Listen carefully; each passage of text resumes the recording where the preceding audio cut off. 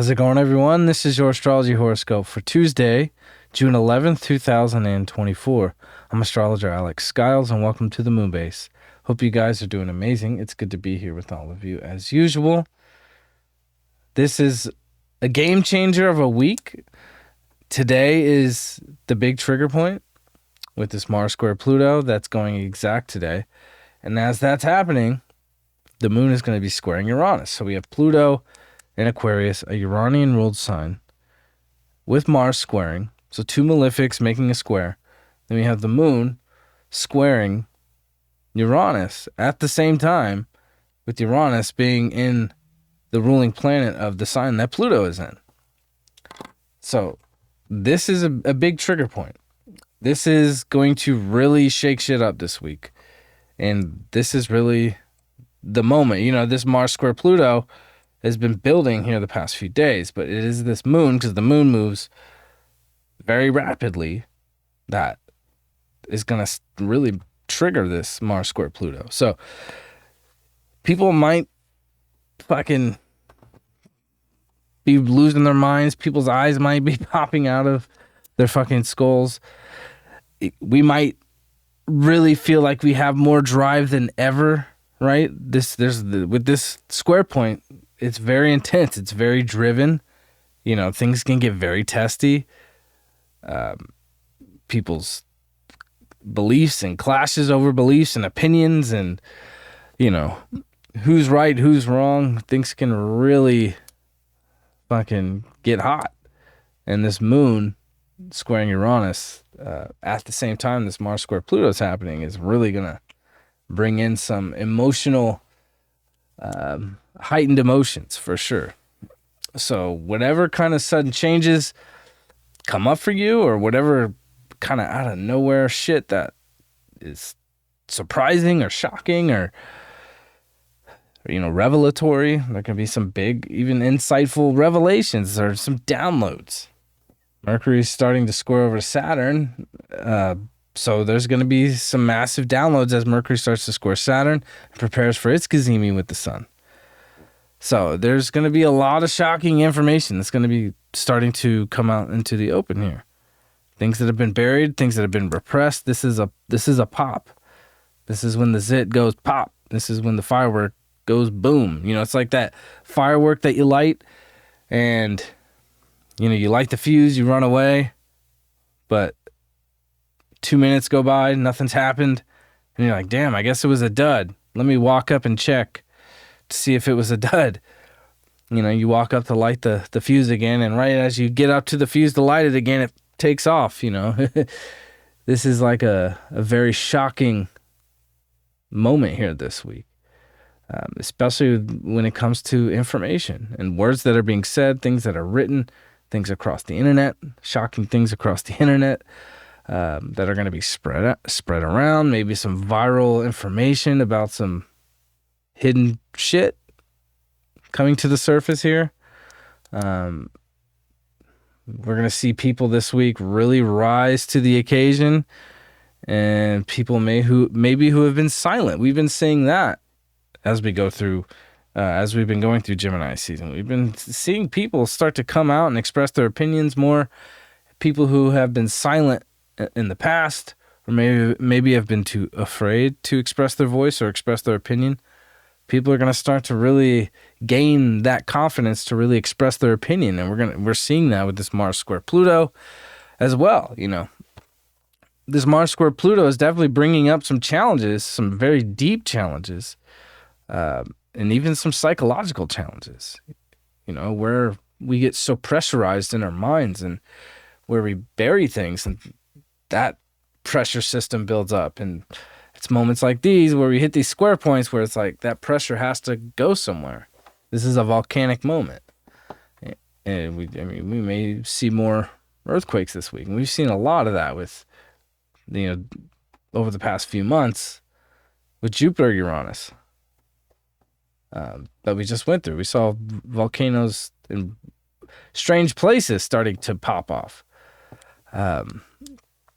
So that volcano in Iceland just went off last week or the week before. So this is like that kind of volcanic activity that we're experiencing. There's been so much pressure.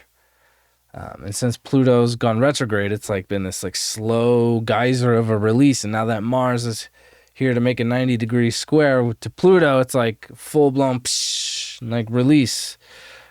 And this could help us release a lot of pressure in our own lives anyway, in our physical bodies.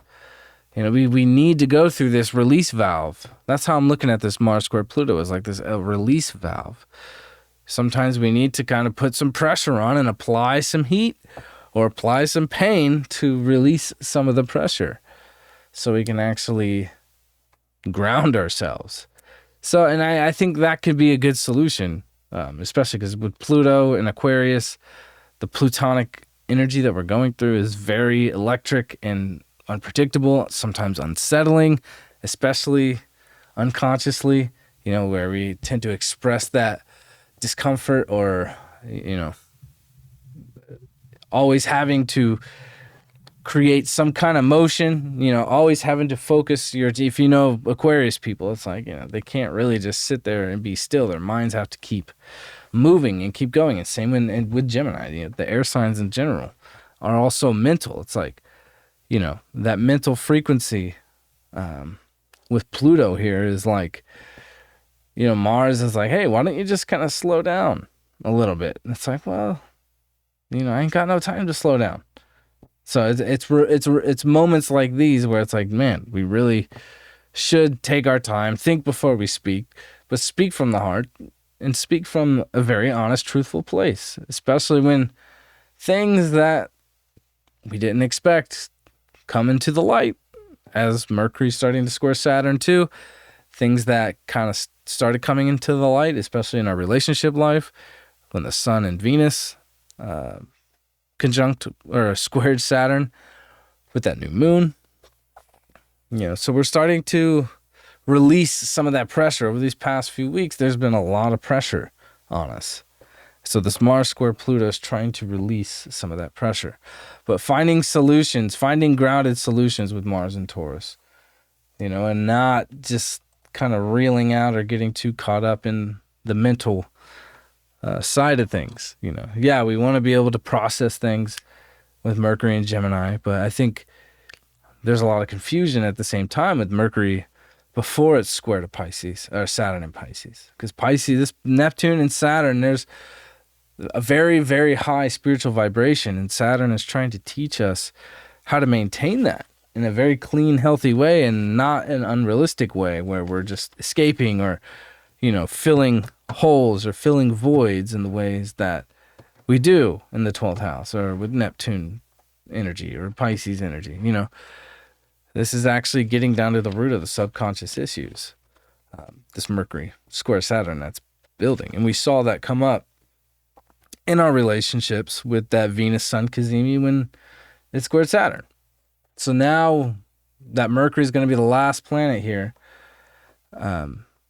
getting ready for its square to Saturn, we're going to start to be able to mentalize and piece a lot of what we went through that Sun square Saturn. Things that we were confused about, especially about our partners, our partnerships, or, confusion about our financial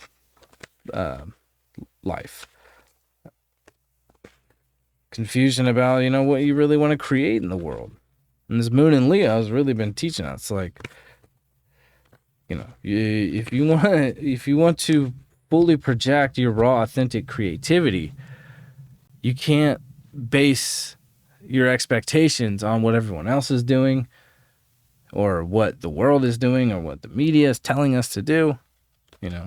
Getting to that raw, authentic place is, Leo doesn't think about how it's going to create or who it's going to create for. It just is, and it just does. And I've been feeling that a lot. I've been noticing that come up a lot in just conversations over the past few days with this moon in Leo.